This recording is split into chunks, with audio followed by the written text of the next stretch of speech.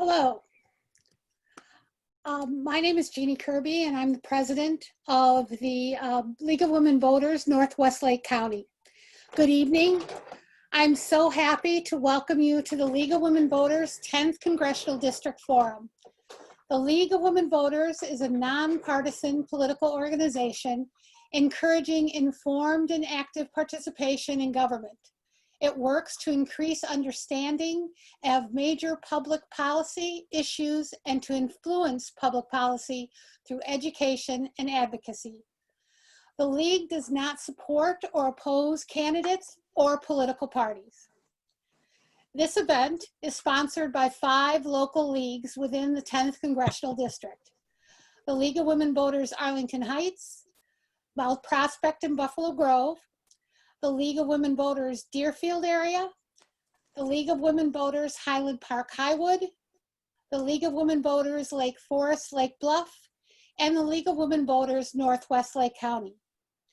Each of these leagues sponsor events and would like to remind you of the Lake County elected officials virtual forum on October 11th.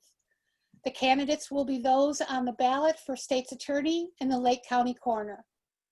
We hope to encourage you to watch the forum that will be posted on the League of Women Voters Highland Park Facebook pages, and also will be posted on the participating leagues' websites or Facebook pages. Finally, I would like to introduce you to our moderator for this evening. The moderator for the League of Women Voters debate or forums cannot reside within the district of those candidates participating in the debate or the forum.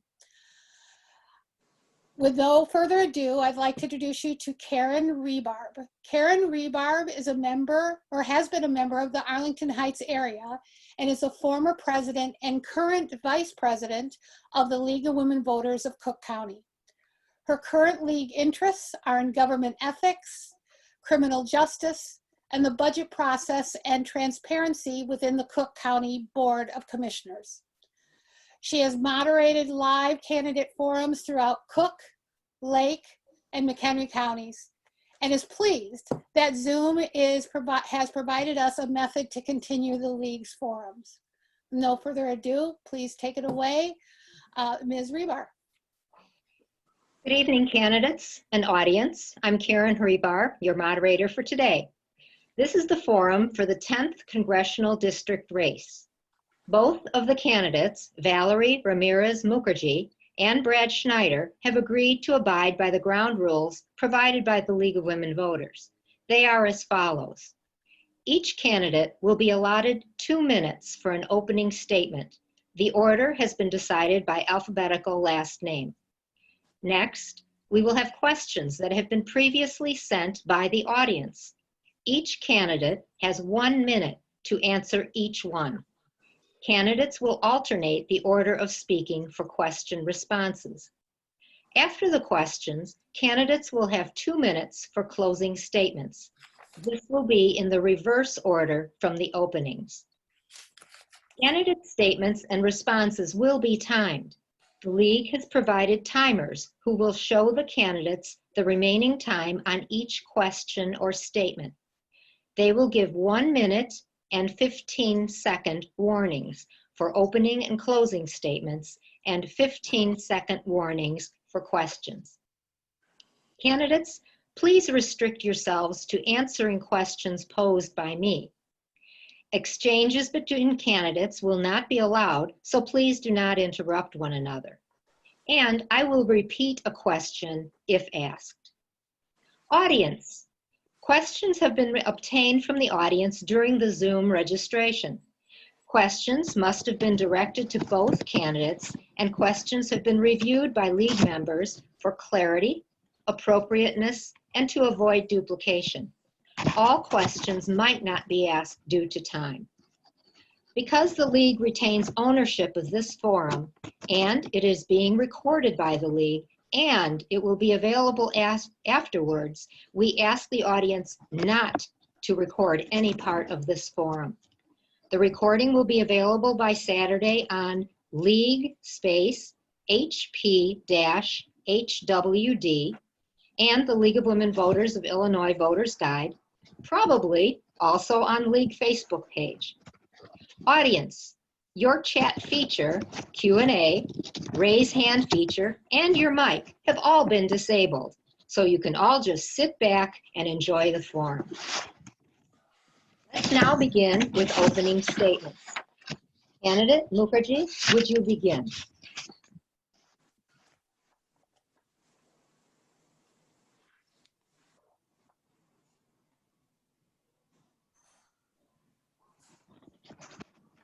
Just want to make sure you guys can see me. I chose to start my video, but I don't see myself.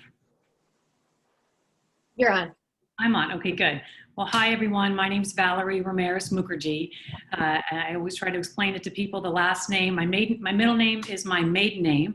My married name, my last name Mukherjee is my married name. A little bit about me. I'm not a career politician. Got involved in politics a long time ago when I was an undergrad at UC Berkeley, and I fell in love with it. It was exciting. No one in my family had ever gotten involved before. I'm a first-generation college student, was raised by a single mom in a working-class neighborhood. But then I stepped out of politics, went and built a career in business, got a couple degrees, continued to invest in my skills, ended up getting a master's in public administration from Columbia, and an MBA from Wharton, and worked in finance and technology. And when I moved here several years ago, I fell in love. But then when I looked around, I said, why is this place not prospering? Why aren't we doing more in this beautiful, beautiful place? So I started digging, started looking around at results, both at the state, local, and federal level. And I said, this is not acceptable. I stepped out 25 years ago, I'm stepping back in, and Congress's favorability was 40% on average then. Now it's in the teens. That's not okay. And when I look at results in this area, which can prosper so much more, I respect Congressman Schneider, and I've said this before, this is a hard job, but there's been little to no results. And we'll talk about that a little later. So that's why I'm running. I want to, I don't want to in 25 years tell my daughter, sorry, it's even worse. That's what I've handed to you. I hope to do something to disrupt it. Thank you. Thank you. Candidate Schneider, would you speak your opening statement? Thank you and good evening. First, I want to thank the League of Women Voters for organizing tonight's forum and welcome everyone who is joining us at home. I hope you and your loved ones are doing well in this difficult time. As your representative, I am focused on the needs of the 10th District in Washington and here at home. Over the years, I've held hundreds, if not thousands, of outreach meetings. I've visited countless local businesses, schools, and organizations. I've hosted job fairs, healthcare fairs, and other informational programs. And even with the pandemic, I've continued to connect through virtual events to help the people I represent. I know my district and the people know me. They call when they have concerns. They call when they can't afford their prescription drugs or when their medicines are coming late in the mail. They call when they need help with Social Security or Medicare or the VA, or they just need an expedited passport. But I also know their stories, their priorities, their aspirations, and their challenges, and I'm working to help them through this pandemic. I am doing all I can to protect the healthcare and fight for the administration's, against the administration's efforts to overturn the Affordable Care Act and their efforts to once more put people with pre-existing conditions at risk of losing their health insurance. I helped pass the CARES Act and was grateful to have legislation that I previously introduced included in those bills that became law when the president signed them. With my team, we did all we could to help our small businesses get the forgivable PPP loans and was pleased that we were able to save 92,000 jobs in the 10th District alone. I have helped provide assistance for our essential workers, our healthcare workers in hospitals, nursing homes, teachers, firefighters, and other frontline heroes. And I continue to fight to restore the SALT deduction in full. For all these reasons and more, I've earned the endorsement of all 3 local newspapers, the Chicago Tribune, the Daily Herald, and the Sun-Times, and also every major endorsing organization. So again, I know the values, priorities, and interests of our district. I've proven willing to stand up to the Trump administration when they are wrong, while at the same time showing independence by working across the aisle to find solutions. I look forward to serving this district in the future. Thank you. Thank you. Now let's move to the audience questions. Mr. Schneider will be first. This question is in the category of voting rights. The question is, the Supreme Court recently invalidated parts of the 1965 Voting Rights Act, which has enabled many states to pass new restrictions on voting. How will you protect voters' rights? Thank you, and that's a crucial question. The Supreme Court in the Shelby decision, as you mentioned, eviscerated much of the Voting Rights Act of 1965. We have tried to pass legislation, and most recently the House passed the John Lewis Voting Rights Act, which I hope the Senate will pick up. Voting is a fundamental right of every American citizen. It's something we should all take very seriously. And we need to work to make it easier for all Americans to cast their ballots. We need to work to make sure that everyone knows they can cast their ballot safely, whether that's at home, at their kitchen table and putting their ballot in the mail, or going to vote early or on Election Day, November 3rd. I've worked in the Congress to push forward legislation for election security. I will work in the Congress to continue to push the John Lewis Voting Rights Act and make sure that everyone has the right to vote in this country. It's something, it shouldn't be partisan. It's not Democrat, it's not Republican, it's not independent. We need people to vote. In our country, we have less than 50% typically come out for elections. We need to get that closer to 80, 90%, and that's what I'm working to do. Thank you. Ms. Mukherjee, same question. So for this, I would say, I'm proud of what Illinois has done. I've talked about this on our debates with the papers. We here in Illinois, you have to request your ballot, right, to get mailed to you. I think that's fantastic. I think about my childhood with my single mom who was working long hours.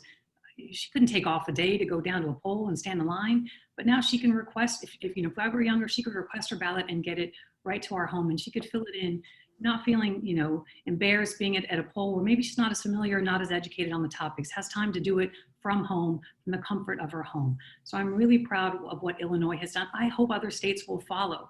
And we've talked about this before. I do not support the universal mail-in ballots that other states that I've lived in, Washington, California expanded this year, but I am proud that Illinois maintained it. They kept it. Even though they had a trifecta in the state, they could have expanded it. They chose to stick with an absentee application. Everyone has the ability. It takes a minute or two to request, and you can get your ballot mailed to you, and I'm proud of what Illinois has done. Thank you. The next category is healthcare, and Ms. Mukherjee, you'll be first to answer. The first question is, do you support the Affordable Care Act? If yes, what changes would you make to the ACA? And if no, what reforms would you like to push forward regarding health care? So with the ACA, Russell Lasau from the Daily Herald wrote a story on this recently. I support it, right? So you have a lot of Republicans, and Republicans are probably like, what is she saying? I believe that we should maintain the legislation that our then elected officials spent hours of their days, years of their time to imagine to get done to bring to this country. But with the first release of anything, it's not going to be the best. It's no different than this release of Zoom that we're using now. They went through iterations and iterations and iterations to get it here, and they're going through more as they're trying to figure out how to deliver this to students like my kids that are in remote learning, right? So I look at the ACA, as I said to Russell, it's in 1.0, right? It's like what we talked about in tech a long time ago. We need to go through the iterations to keep improving it, to make it more efficient. But overall, I support it, and I'm proud that our country was able to get it done. Okay, thank you. Mr. Schneider, same question.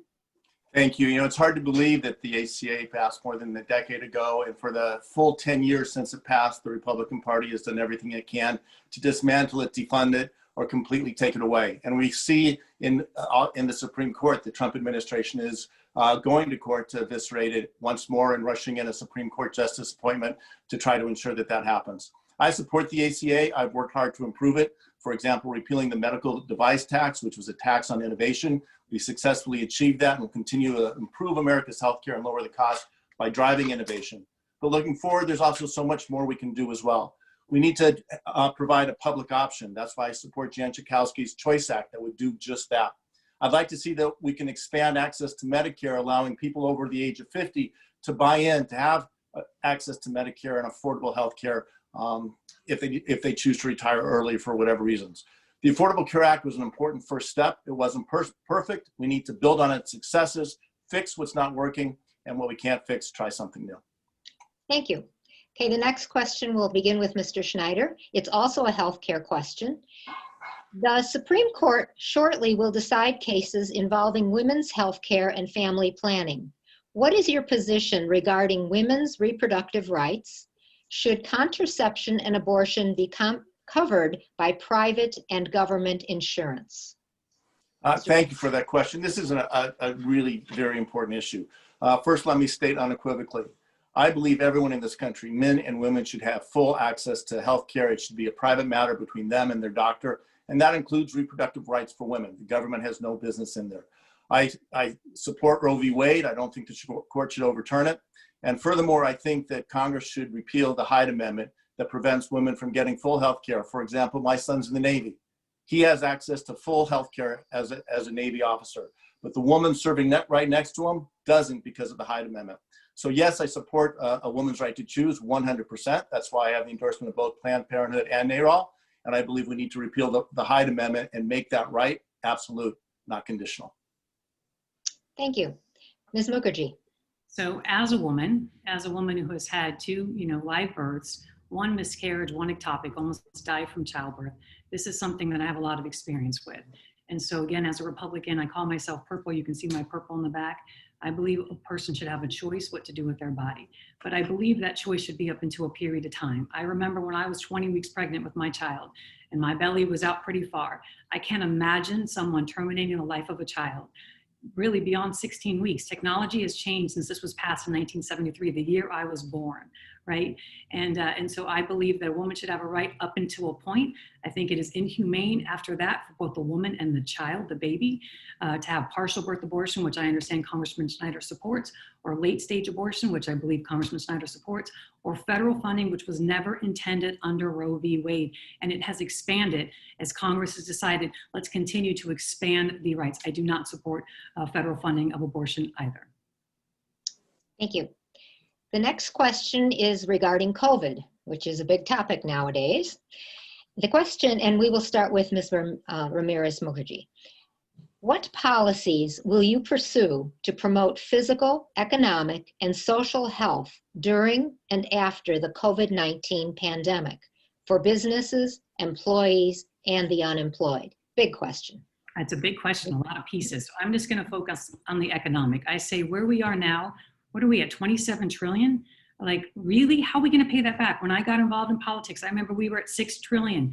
The book that I remember, reading with Newt Gingrich and others, we were at 6 trillion. It's 27 trillion now, 27 trillion. And all the stimulus that continues to be provided, where is that going to end? We're going to explode.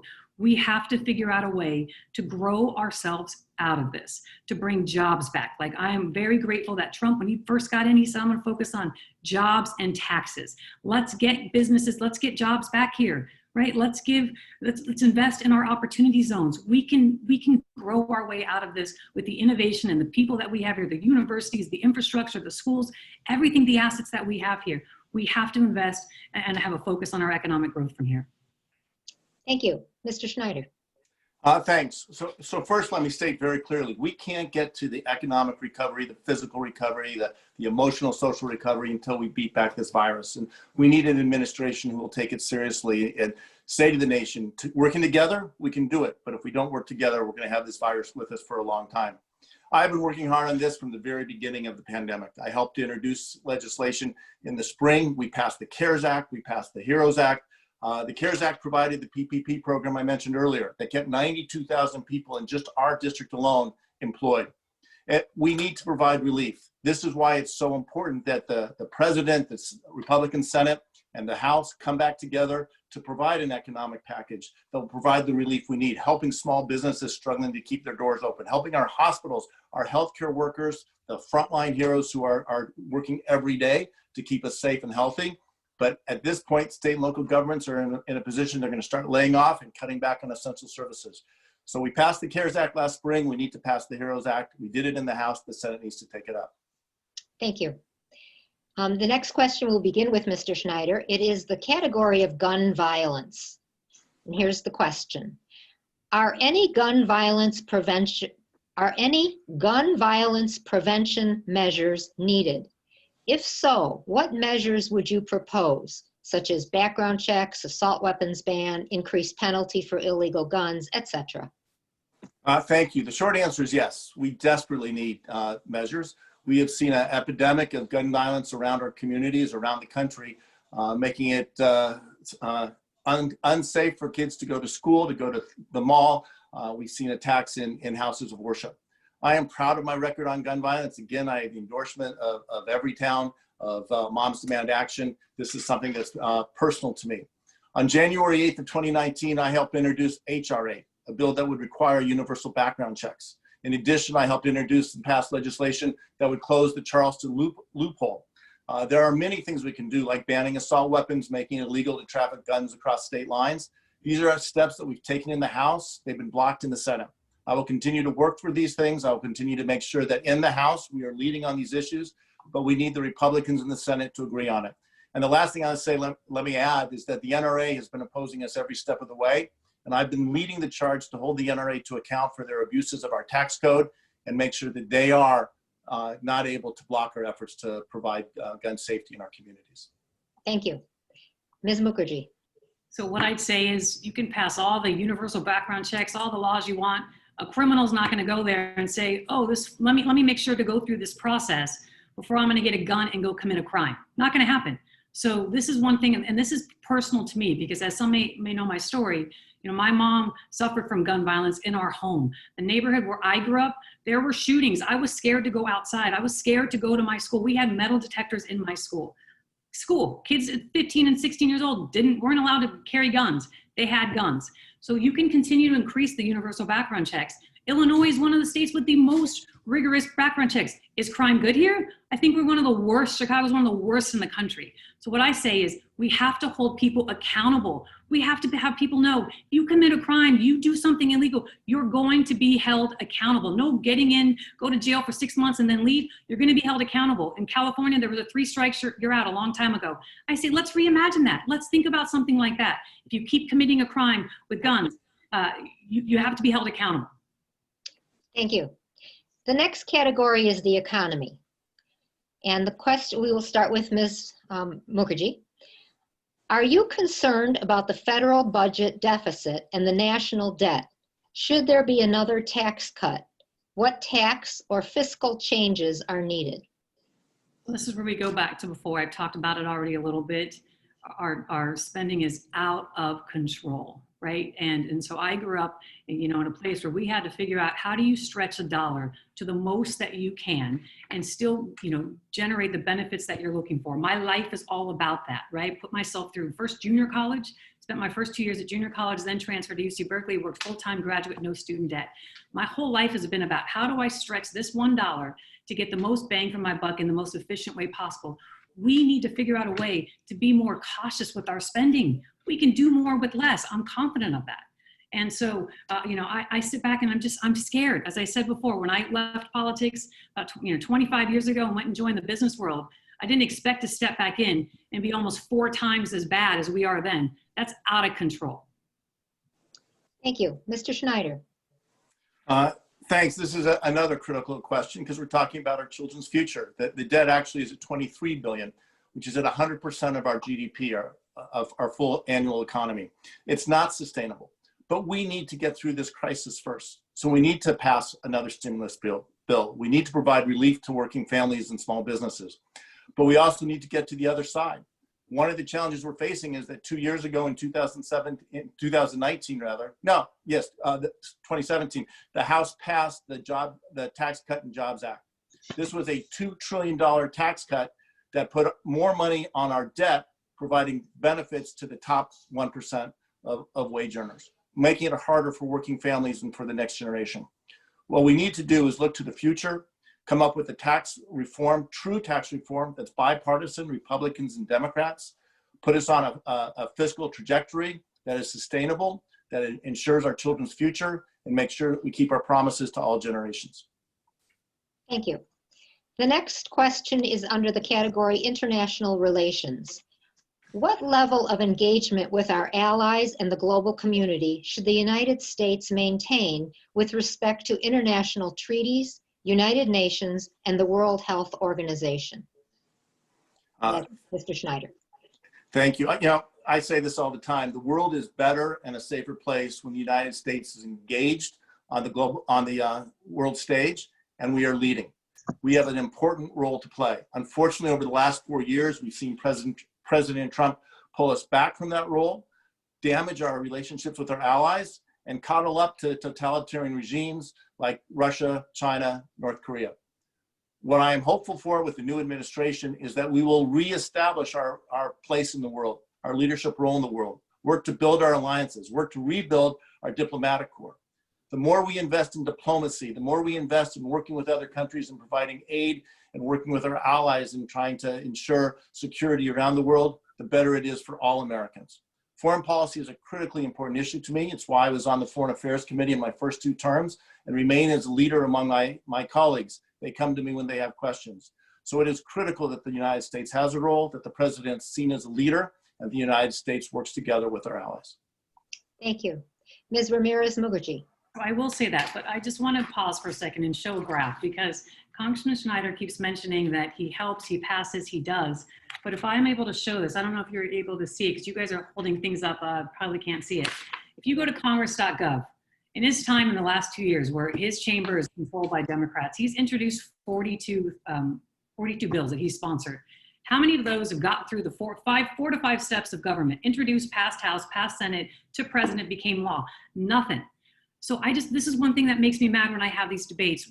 I feel like we keep tricking our voters around, I'm effective, I have performance. But when you look at performance for our elected officials, we have to remember, you have to be accountable. Only 3 of his bills have even gotten past his house, his own chamber, and nothing beyond that. So, but on this issue, I do believe, of course, we need to work with the world. My husband is an immigrant from India, but we also need to rebalance these relationships. If other countries are taking advantage of us, we have to say, you have to have the guts and the disruption to say, hold on, let's put a pause and let's try to think about renegotiating. We can keep saying it's all rosy. It's not all rosy. Thank you. Ms. Ramirez Mukherjee, you're going to be the first for this next one. This is on immigration. Is there a need for immigration reform? If so, what do you support? Dreamers, DACA, reuniting families, building the wall? DACA, yes. Dreamers, yes. Wall, I support certain parts of it. Reuniting families, absolutely. Clear. So again, I am married to an immigrant, first generation immigrant from India. There's 1 billion people in India. They want to come to this country. And being married to an immigrant helps me understand the perspective and the stories of what he has shared with me, of how grateful and lucky I am that I was born in this country. We tell our kids that when we travel the world, or particularly when we go to India. We say they won the geographic lottery. We need to have consistent immigration legislation between our branches of government. If the executive branch says, you have to come here legally, and the legislative branch says, led by Nancy Pelosi, no, you don't. It's like a mom and a dad. The kid comes to one and says, can I get it? You say, sure. You go to the dad, you say, no. That's not fair. We have to sit back and play nice in the sandbox together as a legislative and executive branch to say, let's agree. We're not going to get the extremes. Otherwise, we're on a seesaw. We have to come in the middle because we're playing with people's lives, and this isn't right. Thank you. Mr. Schneider. Thank you. Immigration is obviously a critical issue, and I support comprehensive immigration reform. I've been working for it since I got to Congress. I helped introduce the bill in 2013 that was blocked by then Speaker John Boehner. I support the Dreamers, been working to pass the DREAM Act, and will continue to work to do that. And unlike my opponent, I believe that the Dreamers should have a path to citizenship. There's a difference there. And I'm sorry, I have to go back to the last question, and I'm reminded of Daniel Patrick Moynihan in his statement that we're all entitled to our opinion, but you cannot have your own facts. Let me share some facts. Just this Congress alone, I've introduced 47 bills, 57% of which are bipartisan. 15 of my bills have passed the House, 3 of which were used to craft the CARES Act, which is now law. In the 116th Congress, I passed bills within the CARES Act, within the HEROES Act. In the 115th Congress, I passed legislation that would provide security to our schools. Did it in a bipartisan way with my colleague, Mike Boss from Southern Illinois, a Republican. That is now the law signed by President Trump. And because of the law that I helped pass, schools in our district, including Mundelein High School, have security to protect them against violence. Okay, thank you. Mr. Schneider, you'll begin the next question. It is regarding the Electoral College. Do you support the abolition of the Electoral College by constitutional amendment? Why or why not? Thank you. On that one, I support it by a simple raise of hands. We have seen in the most recent elections too many times where the Electoral College results in a different outcome than the popular vote.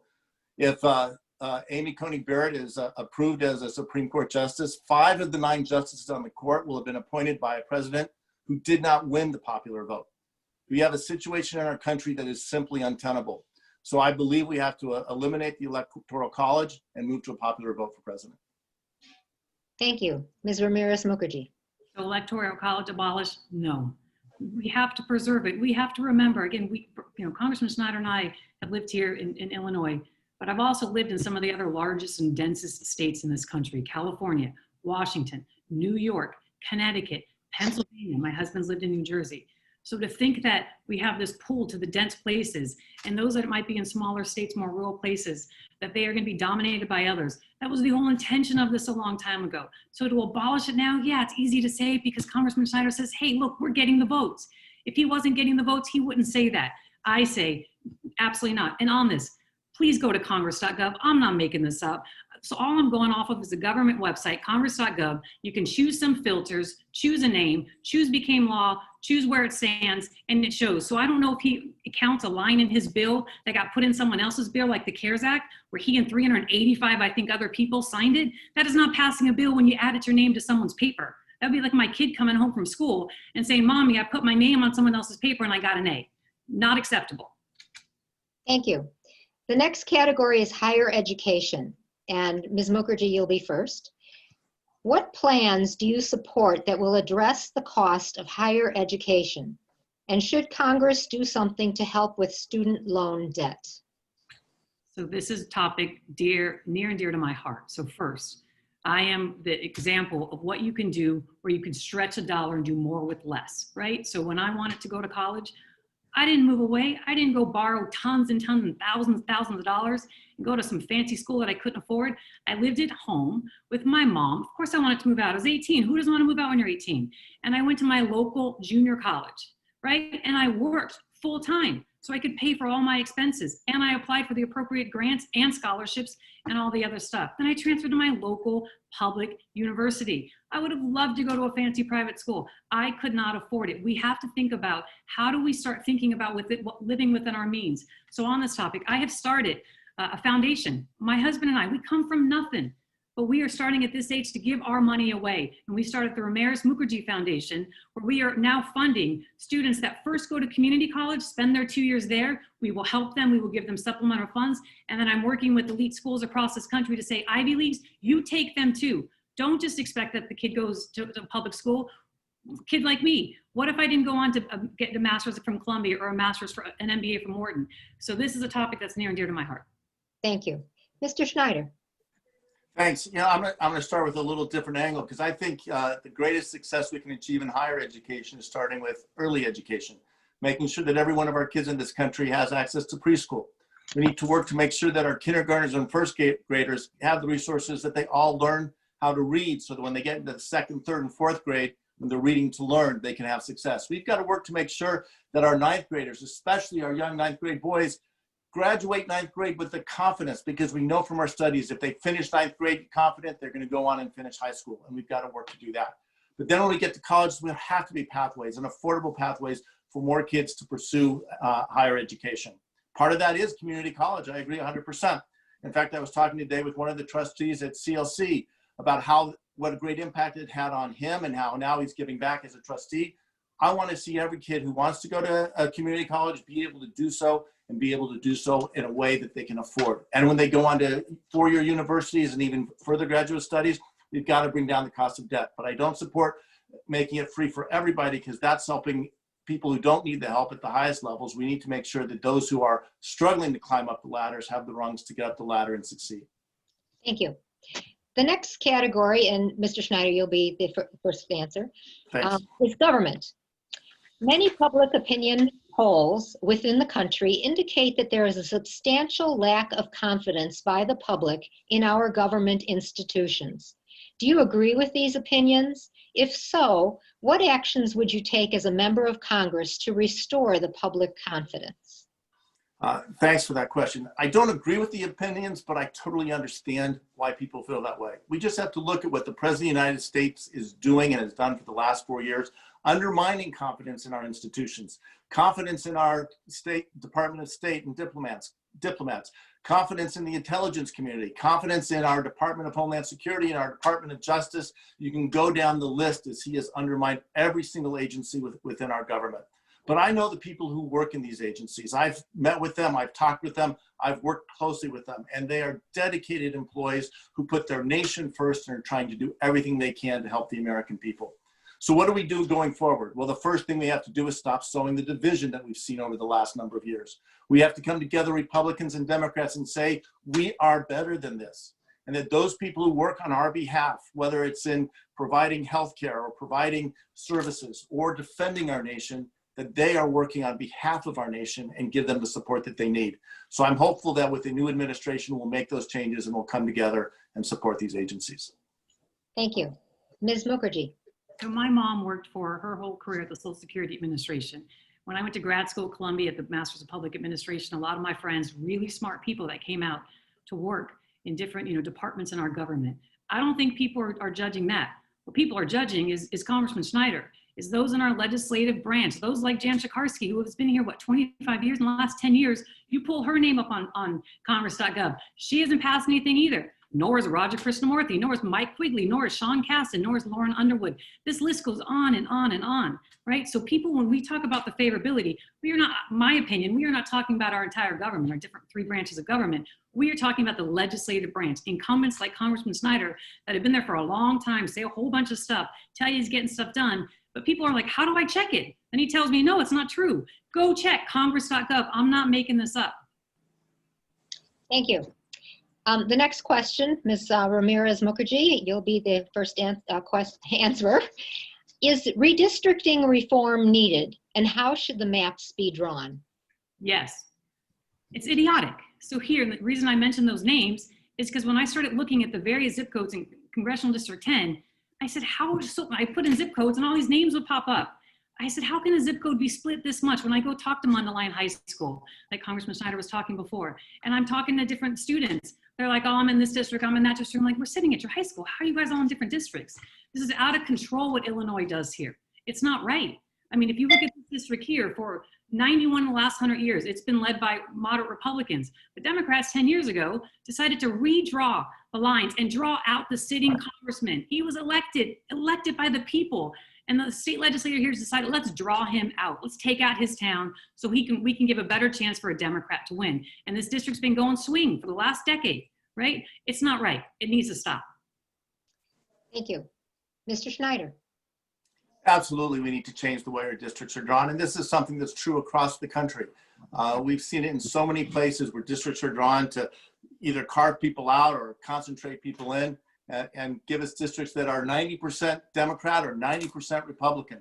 We see it in states where even though a population might be split 50-50, the delegation is 80% one way or the other.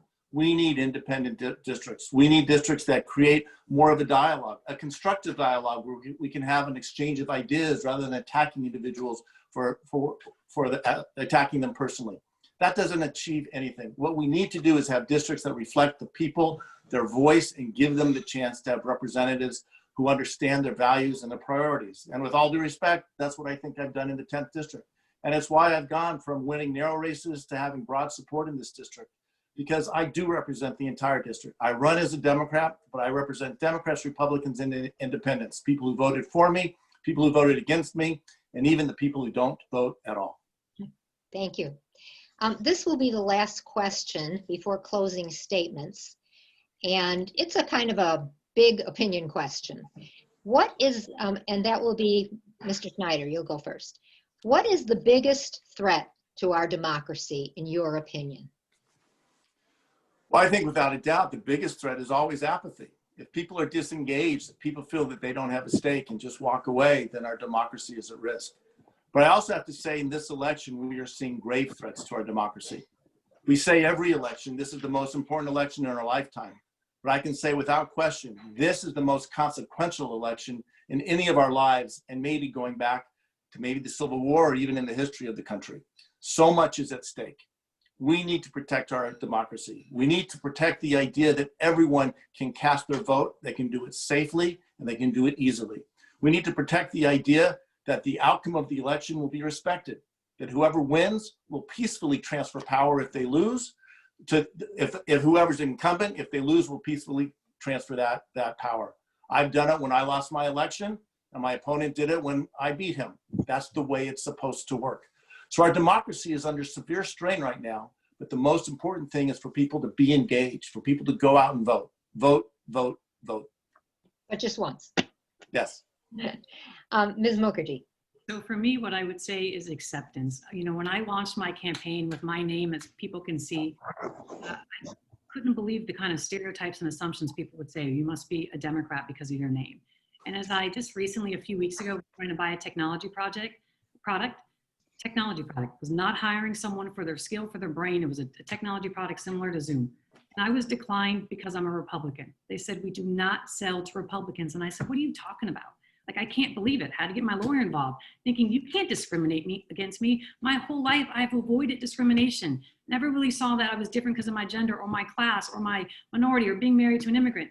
But I'm being discriminated against because I'm a Republican. And I hear that so often. For the students that reach out to me in the high schools across this district that say, I can't tell anyone that I support Republicans. I have to hide my Trump sign. That's not right. We need to welcome one another across race, across gender, across faith, across religious, across political parties. And that's not coming from our side or the other side. It's coming from people on the left that are saying, sorry, Republicans, we won't listen to you. We have to listen to one another and respect one another again. Listen to understand. One of my bosses in banking at UBS Investment Bank, it taught me, listen to understand rather than listen to respond. Okay, thank you. Now the candidates will give their 2-minute closing statements. And Mr. Schneider, we will begin with you. Thank you. And first, Karen, I want to thank you for moderating this debate so well. We appreciate it. And again, appreciate the League of Women Voters for hosting this forum. Representing the 10th District of Illinois is without a doubt the highest honor and the greatest responsibility I've ever had in my entire life. I love my district. I love every corner of it. I love working for the people here. I'll reiterate the things that we have done. I'm very proud of my record, the bills we introduced in Congress, again, more than 47 bills this year, 15 of which have passed the House. I'm proud of the work we do in our district, helping people recover money that is due them this term alone, more than $1 million, and bringing back more than $100 million in grants for various organizations, educational institutions, other groups, trying to make a difference in people's everyday lives here at home. We work for the people of our district, and by we, I mean my team. I'm only as good as my team, and we have a great team working on behalf of the people of the district. I hope I can have the chance to earn your support once more as we come into this next election.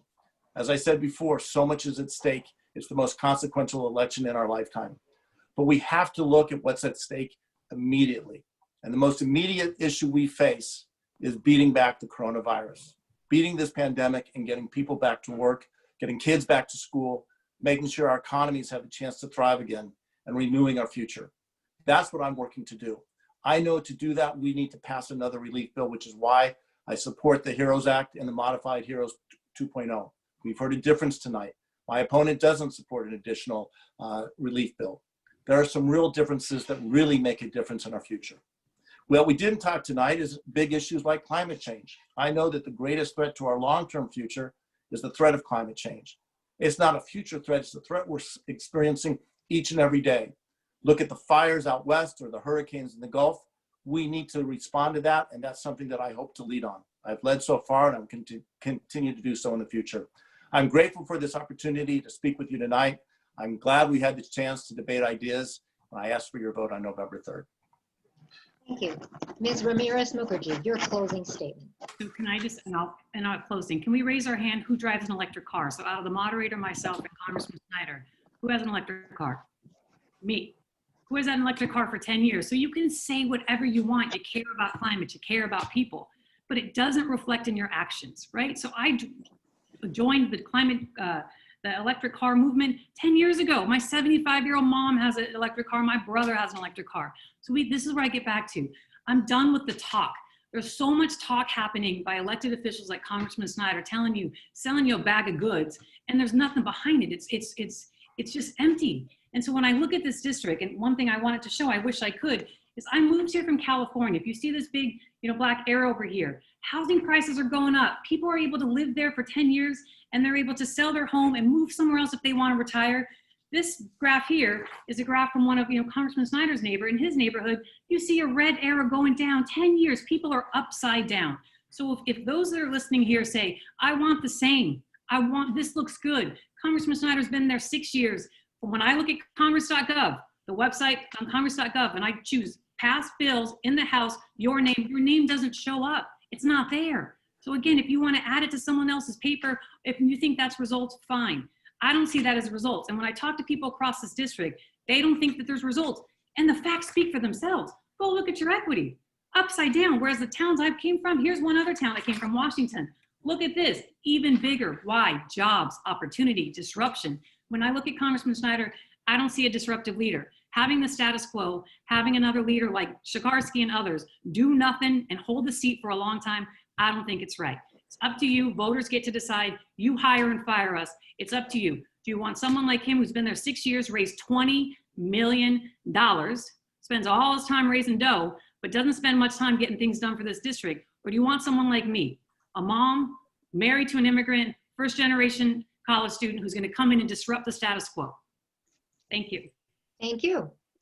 Well, that ends our forum, and the League thanks the candidates for attending, and I'll applaud because no one else can hear, and the audience for your attention. Please remember to vote either by mail, early in person at central locations, or at your polling place, all by November 3rd. Thank you all.